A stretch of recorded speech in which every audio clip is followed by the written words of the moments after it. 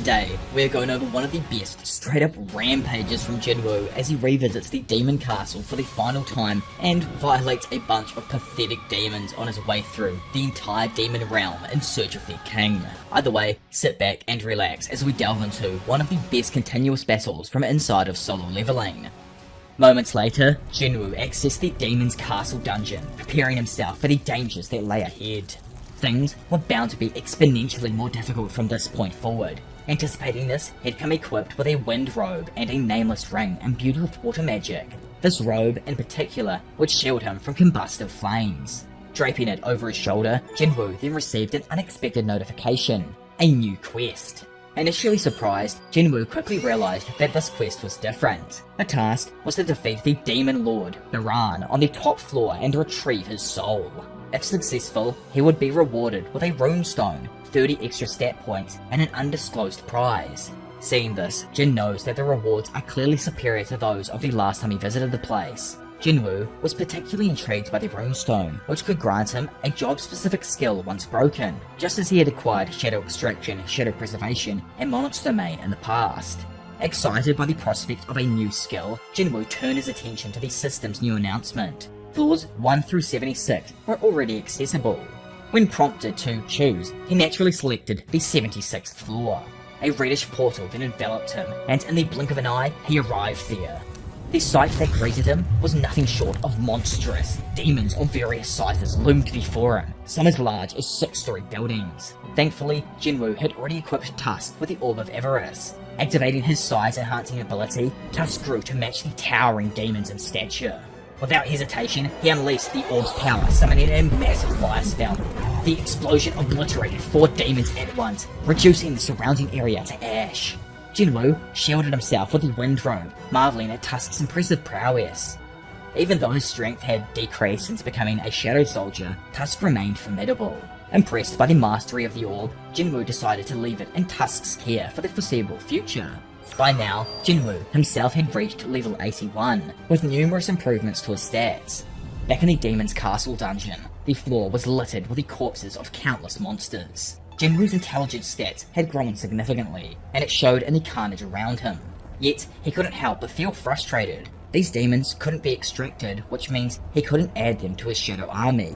If he could have done so, he thought that his forces would have become unstoppable. Determined to maximize his efficiency, Jinwoo makes an executive decision. He splits his forces into 6 groups. Tusk leads the first team, Igris the second team, Iron the third, Tank the fourth, and the remaining 2 teams were commanded by High Orcs. He gave each group 2 tasks: to hunt down and defeat every demon in sight, and report back as soon as they found the entry permit to the next floor. With their orders clear, the teams dispersed. Left alone now, Jinwoo realized he would have to forego collecting other items on this floor to focus entirely on reaching the higher levels. Soon after, his interface lit up with a flood of notifications. He had gained 1,500 experience points, all thanks to his shadow soldiers. As long as they aren't destroyed here, he wouldn't need to expend any mana himself. Still, for their sake, Jinwoo downed another mana potion to ensure he could support them if needed. Days passed as his troops annihilated the demons. When Tank finally returned, he had himself leveled up to 24, 10 levels higher than where he'd left off. Jinwoo himself had also grown stronger, but the most noticeable improvement was in his shadows. He had managed to reach the 80th floor faster than expected, but now they'd been stuck there for 2 days. The entry permit was still missing, and this led Jinwoo to conclude that stronger demons were likely lurking somewhere on this floor. His suspicions were confirmed when he felt his MP draining rapidly. Alarmed, he turned, trying to pinpoint the source of the disturbance. Someone or something was systematically wiping out his shadow soldiers. The rate at which his MP was being consumed left him with no other choice but to recall his troops. The following day, the attack resumed. However, Jinwoo had to withdraw his soldiers once more. Frustrated, he sat down and used a stick to sketch out the floor's layout and the movements of his teams.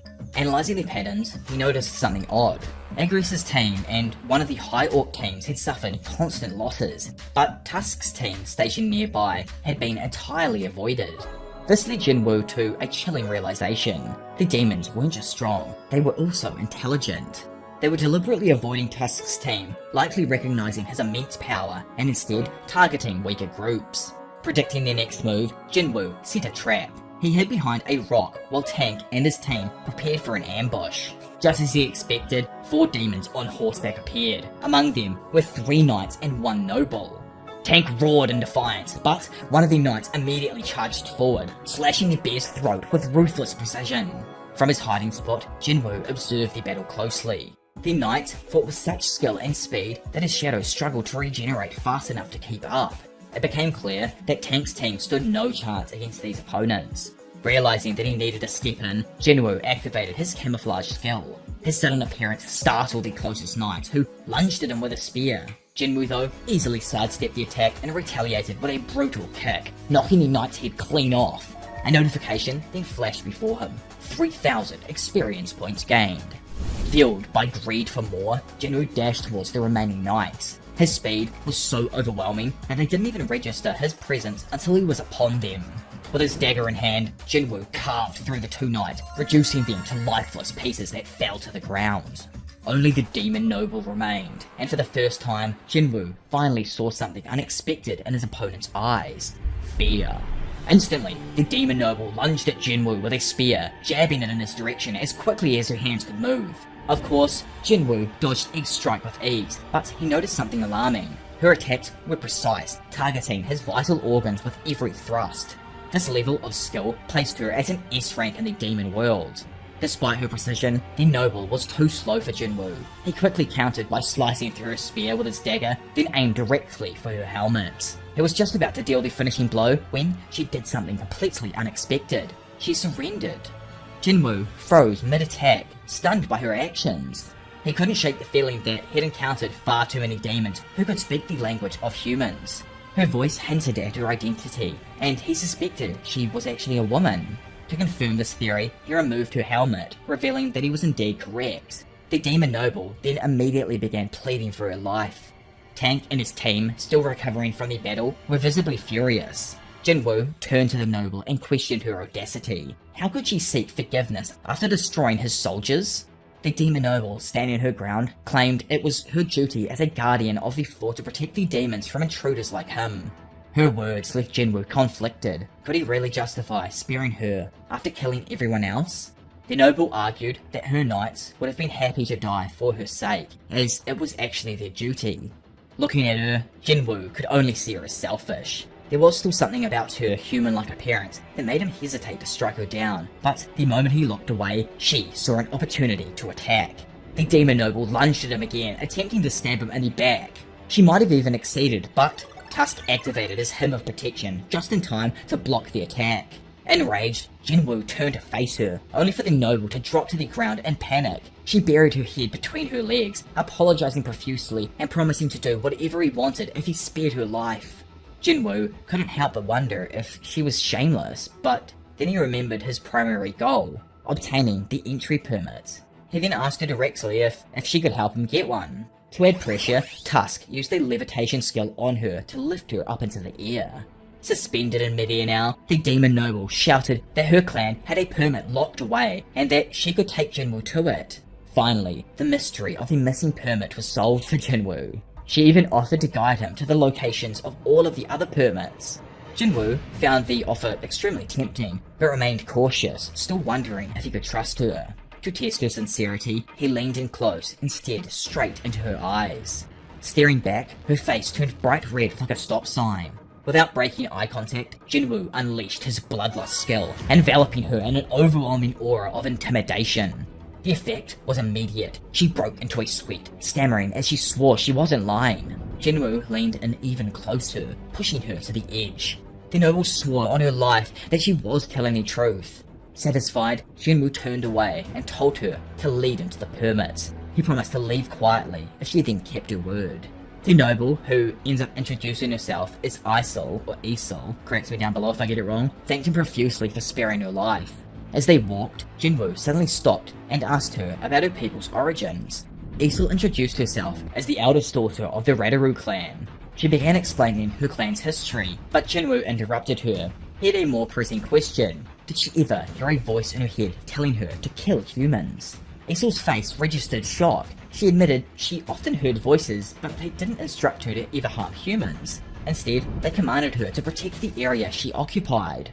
This revelation intrigued Jinwoo. He realized that monsters seem to exist for different purposes. Magical beasts, for example, live to solely kill humans, while the demons in this dungeon seem to exist to solely protect it. Turning to her, Jinwoo asks how long he's been hearing these voices. Isol explains that the voices had been there since she and her people first woke up in the dungeon. Jinwoo, hearing this, was taken aback. The way she phrased it implied that these demons came from somewhere else. Seizing the opportunity to learn more about the system, he asked where they had lived before the dungeon. This was when Jinwoo discovered the existence of the demon realm. Curious, he pressed further, asking what the demons had been doing there. Isol's expression faltered, her mind seemingly glitching as she tried to respond. Even so, she managed to reveal that the demons had been preparing for war before they woke up in the castle. Still stuck in her trance-like state, Isol is asked what kind of war the demons are preparing for. She reveals that they are gearing up to face a powerful enemy, one so formidable that it would require the united strength of the entire demon race. Jinwoo remains silent, observing her closely, as she suddenly quips that she has said far more than she's allowed. As punishment, the system begins to terminate the conversation, and Isol starts glitching visibly. The scene sparks Jinwoo's memory of his encounter with Baruka, where a similar series of events unfolded. He realizes there must be a critical clue in what Isol just revealed. Everything that he's experienced, the leveling system, the instant dungeons, and the rewards, has created a world that feels like a massive game to him. With this realization, Jinwoo begins to consider the possibility that the demons themselves might also be a part of the gameplay. Jinwoo presses Isol further, asking about the type of enemy they're preparing to fight. However, the girl suddenly seems lost and clueless. Her head begins to ache violently, and before she can explain herself, she collapses. Jinwoo rushes forward and catches her just before she hits the ground. Frustrated, Jinwoo concludes that the system must have reacted strongly to his questioning. The system's power continues to baffle Jinwoo. It's an entity far beyond human comprehension, capable of influencing the world and its inhabitants in ways he doesn't fully understand. With this in mind, he begins to suspect that the enemies the demons are preparing to fight may hold answers to the mysteries surrounding the system itself. Isol finally regains consciousness. Jinwoo, while she was knocked out, had propped her head up on a small piece of cloth, but her first question upon waking up is when she fell asleep. Jinwoo calmly reveals that not all demons are friendly towards one another. He gestures towards a heap of monster corpses, explaining that they all tried to kill her. Isol, however, seems more concerned about Jinwoo saving her than the danger she was in. She thanks him before clarifying that the demons without intelligence do not recognize the intelligent ones as their kin. Changing the subject, Jinwoo asks how long it will take to reach the location of the entry permit. Isol leads him down a narrow path, eventually bringing him to her family's castle. Upon arrival, she questions the guard about her father's whereabouts and orders him to show Jinwoo some respect due to him being her special guest. The pair eventually track down her father in the throne room. There, Isol announces Jinwoo's presence, and our hero notes that this room must be where the boss fight would have taken place.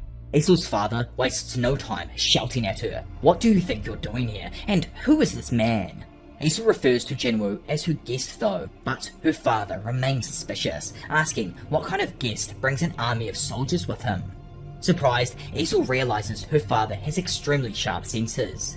Jinwoo admits this, but is unimpressed when the king foolishly orders his guards to attack him. With blades drawn, the guards surround Jinwoo, but he remains completely unfazed. Calmly, he announces that he promises to leave quietly if given the entry permits. The king begins to sweat, realizing Jinwoo could be the one who has been slaughtering demons at an alarming rate. Although the Redaru clan holds noble status, they rank 20th in strength, one of the weakest clans in the demon hierarchy. Knowing Jinwoo had defeated powerful figures like Metis and Vulcan, the king understands that they stand no chance against him. Nervously questioning if all he wants is the permit, Jinwoo shakes his head while letting him know that he has one more request.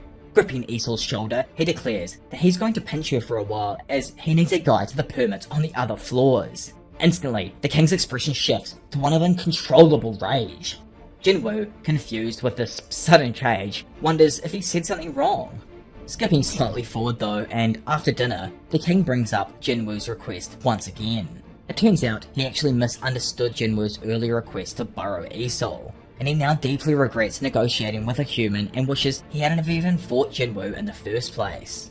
Had he known Jinwoo commanded all of the dark shadows that were behind him, he would have avoided the battle altogether. Moving forward, the king confirms that Jinwoo won't put his daughter in harm's way, and Jinwoo readily gives him his word. Moments later, a servant arrives with a permit. As Jinwoo receives its contents, he wonders if he'll need to collect one of these permits from every demon clan going forward. Eager to leave, Jinwoo stands up and calls over Isol's attention.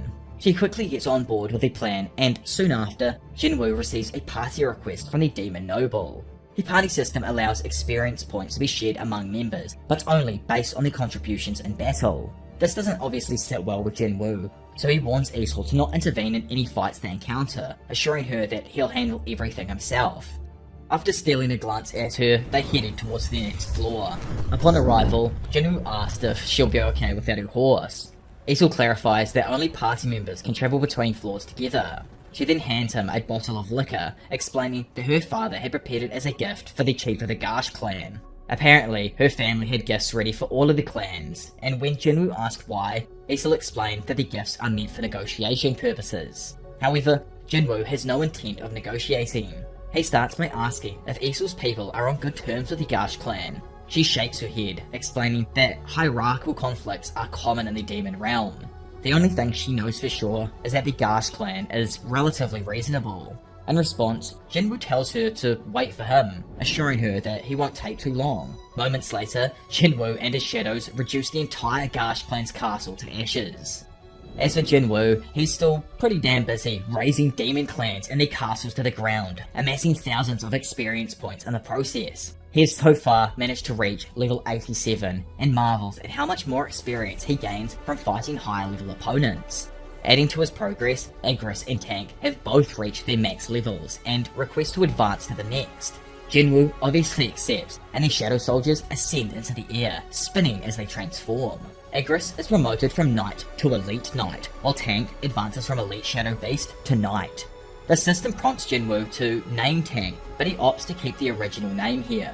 The new Igris then emerges, radiating its immense power, and Jinwoo, seeing this, admits that the being is now on par with an S-rank hunter. Tank 2 becomes a formidable force, compared to at least a top tier A rank. As Jinwoo admires his newly advanced soldiers, Isol interrupts. He tells her to stop calling him Sir, but she struggles to comply. Instead, she asks if he remembers how many clans he's destroyed. After some thought, Jinwoo counts 9. Taking this in, Isol explains that top nobles govern each floor, starting from the 90th. These nobles are even stronger than high-ranking ones, so she even suggests negotiating with them for permits. Jinwoo, though, counters that Isol's people would have never negotiated with him in the first place if he were weaker, leaving her speechless. He then promises to make her clan the #1 clan, despite the many hierarchical disputes among demon nobles. When he mistakenly calls her clan Radish, she corrects him with, "It's Radaru," and asks why he's favouring her clan. With a straight face, Jinwoo replies that he's taken a liking to her. This leaves Isol flustered, her cheeks flush red as she stares at the ground. In truth, Jinwoo simply finds her reminiscent of Jinho, which makes him wonder if he's actually the type to get along with dorks. True to Isol's earlier warnings though, the challenges Jinwoo faced grew significantly tougher starting from the 90th floor. The monsters were not only more numerous, but also ranked much higher than those he had encountered on the lower floors. The relentless battles gradually drained his mana, primarily because his shadows were constantly being destroyed and then regenerated during combats. It's fair to say though, that his progress through the 90th floor wasn't due to just luck. Now standing on the 97th floor, Jinwoo has managed to rise to level 90. Using his 2 trusty daggers, he makes quick work of the monsters before him. By the time they're defeated, Isol is left in awe of his own strength. She can't help but ask if all humans are as powerful as he is. Jinwoo, though, responds honestly, saying that there may be 1 or 2 others like him. At that moment, Go-Gun-Hee and Che Ha-In come into mind, as he considers them to be on a tier above the other S ranks. Jinwoo even believes that Ha-In surpasses Choi Jong-in, often regarded as Korea's strongest hunter. Moreover, Jinwoo feels that he himself might have already surpassed Go-Gun-Hee's level. Suddenly, Jinwoo turns to Isol and tells her to head back down, promising that he'll handle the rest here on his own. His words leave Isol visibly upset, and she asks if she's no longer of use to him. Amused, Jinwoo simply thanks her for everything she has done so far.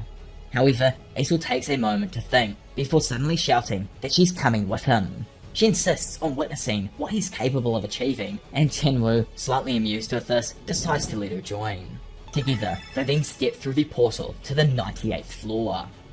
Jinwoo has already reached level 93 by the time he and Aesol arrive at the 100th floor. The air is bitterly cold compared to the lower levels, and the desolate landscape feels eerily silent. Suddenly, a massive flying beast descends from the sky, landing on a crumbling building nearby. Seated atop the creature is none other than Baran, the Demon King. One look at Baran and Jinwoo immediately senses the overwhelming power emanating from him.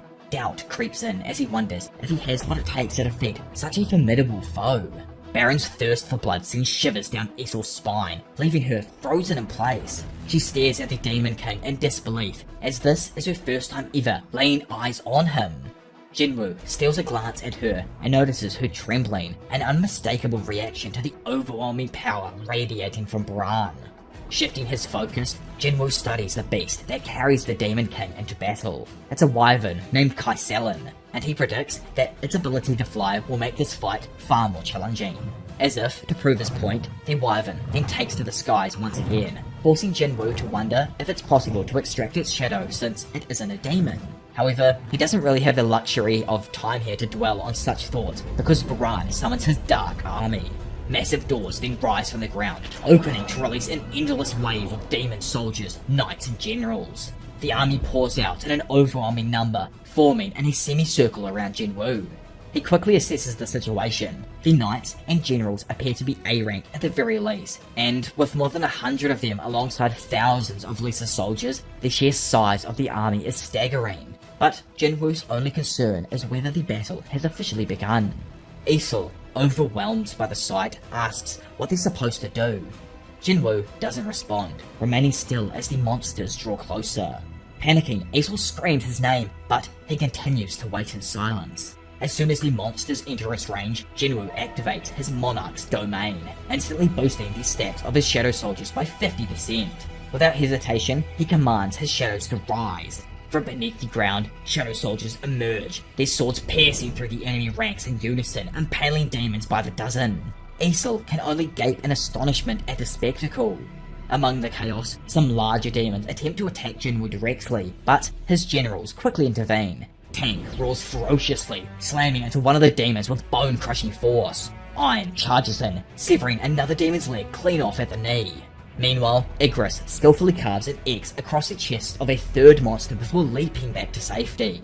The strategic maneuver then gives Tusk the opening he needs. Tusk begins chanting his hymn of blazing fire, empowering the spell with the Orb of Avarice. Moments later, an inferno erupts, consuming hundreds of enemies in a single, devastating strike.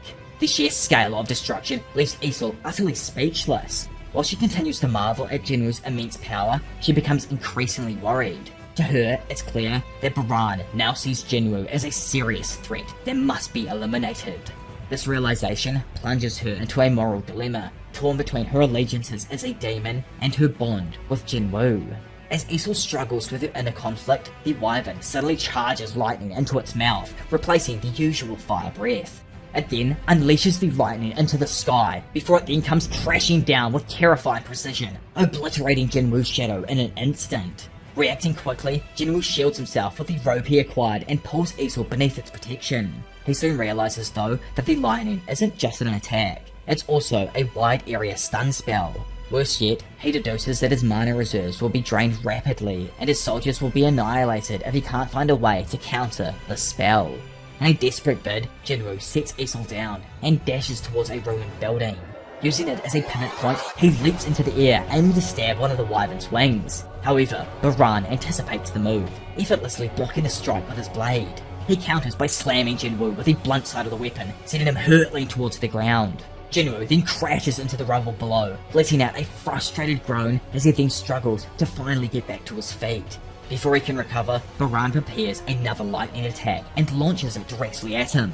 Jinwoo sprints as fast as he can, but the lightning relentlessly chases him, obliterating absolutely everything in its path. He acknowledges how fast his opponent is, and fears that even his robe might not protect him from the next strike. Just then, Tusk launches a powerful wave of flames, meeting Baran's lightning head on. the two attacks collide, creating an explosive struggle for dominance. The clash sends shockwaves ripping through the battlefield, with bits of lightning and fire spilling out and devastating the surroundings. Tusk pushes his flames with everything he has, and to Jinwoo's surprise, the fire consumes one of the wyvern's wings. Baran, caught off guard, watches as his mount spirals out of control. Jinwoo, standing there, silently thanks Tusk for his timely intervention and for making excellent use of the Orb of Avarice. The wyvern then crashes to the ground like a stone falling under gravity, leaving Baran without his aerial advantage. Now, Jinwoo and the Demon King stand face to face. Wasting no time at all, Jinwoo points his blade at Baran, his voice steady as he quips, "I'm getting tired of being looked down on." The two warriors lock eyes, and with no further words to exchange, Baran steps forward. Both then ready themselves for the battle that will determine everything. Fortunately though, Jinwoo possesses several abilities that don't require him to expend mana, such as the Commander's Touch and the skill used to summon and preserve his shadows. Commander's Touch allows him to apply physical force to objects without using mana, though the skill still needs to be upgraded to lift larger objects. As for summoning his shadows, he doesn't need mana to call them forth, but suffers from the consequences if they're destroyed.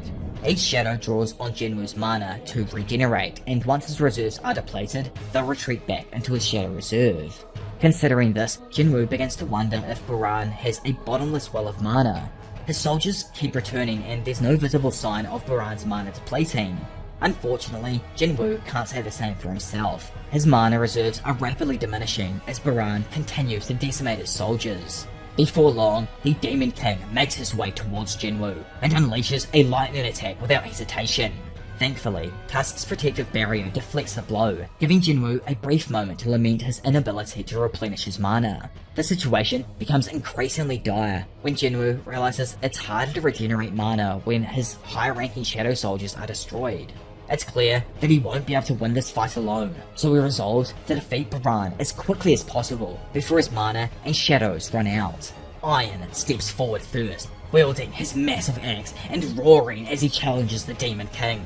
However, Baran is swift enough to knock the blade clean off Iron's axe and stab him directly in the face. As if it weren't enough, Baran follows up by unleashing a burst of lightning, temporarily disabling Iron.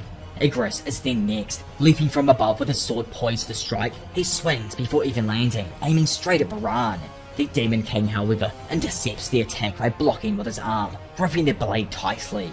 Without hesitation, he stuns Igris with a bolt of lightning discharged from his mouth. Seeing no other option, Jinwoo joins the fight himself, activating his critical attack skill. He launches himself at Baran, unleashing a flurry of strikes. To his shock, Baran effortlessly blocks each one. The Demon King then seizes an opportunity, grabs Jinwoo by the neck and lifts him off the ground, preparing to finish him off. But before Baran can strike, Igris and Iron somehow return, working together to intercept the blow. Seizing this small window, Jinwoo plunges both of his blades into Baran's arm, forcing him to release his grip. Before Baran can recover, Igris follows up by stabbing the Demon King's other arm, causing him to drop his weapon. Enraged, Baran lets out a defiant roar, releasing a storm of lightning that engulfs the battlefield in a blinding explosion. Everything within range is obliterated, but Jinwoo survives thanks to Tusk's Hymn of Protection. As the dust settles, Baran summons two new blades and assumes a battle stance. On the other side of the field, Jinwoo raises his own blades, ready to face him. The two warriors launch themselves at each other, meeting in the middle with an earth-shaking collision. Their weapons clash with lethal precision, each strike carrying an intent to kill. Jinwoo activates his critical strike attack once more, accelerating the pace of their duel. To onlookers, their blades become nothing more than blurs as they clash relentlessly. At close range, Baran prepares another lightning strike, and Jinwoo immediately realizes that if he takes the attack at this distance, it'll be the end for him. With no time to escape, he shields himself as best he can. Tusk's protective spell absorbs much of the impact, but Jinwoo loses both of his blades in the process. Not wasting a second, Baran presses the advantage, attempting to slash Jinwoo to pieces. With no other options, Jinwoo relies on his pure strength, grabbing both of Baran's hands to stop the onslaught. It becomes apparent that the Demon King possesses far greater physical power though, leaving Jinwoo at a disadvantage. Seeing him physically trapped, Baran prepares another lightning attack, this time from his mouth. Seeing this, Jinwoo can't help but wonder if the Demon King's mana is truly limitless. Just when things seem hopeless though, Isol suddenly intervenes. She throws her blade at Baran's head, causing him to falter and interrupting his attack. Baran turns his attention to her, visibly enraged and uncertain about what to do with her betrayal. This distraction though gives Jinwoo the opportunity he needs. Drawing on his intelligence stats and using Commander's touch, he exerts incredible force and rips both of Baran's arms clean off. Jinwoo, now filled with fury, prepares to end the battle. The murderous glare he then shoots at Baran is enough to convey the intentions he has. With unrelenting force, Jinwoo delivers a devastating uppercut that carries enough power to decimate the Demon King. Baran's lifeless body then collapses to the ground, and Isol screams Jinwoo's name in disbelief.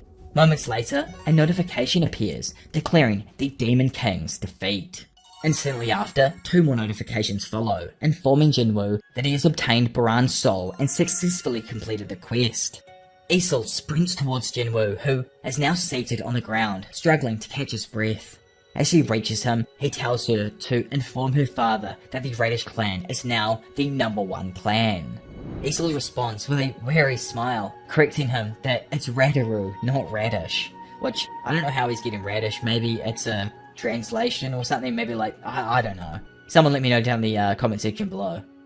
That being said though, this does bring us to the end of Jinwoo's rampage and the battle against Demon King Baran inside of this random castle place. For those who are kind of curious, I'm going to be releasing more solo leveling arcs over the next few weeks, so be sure to keep an eye out for those if you want to know what happens after this season ends up finishing and whatnot. Of course, if you have enjoyed this video, then leave a like and help in pushing this video to 5k likes, as it shows me that you all want me to continue with the solo leveling content.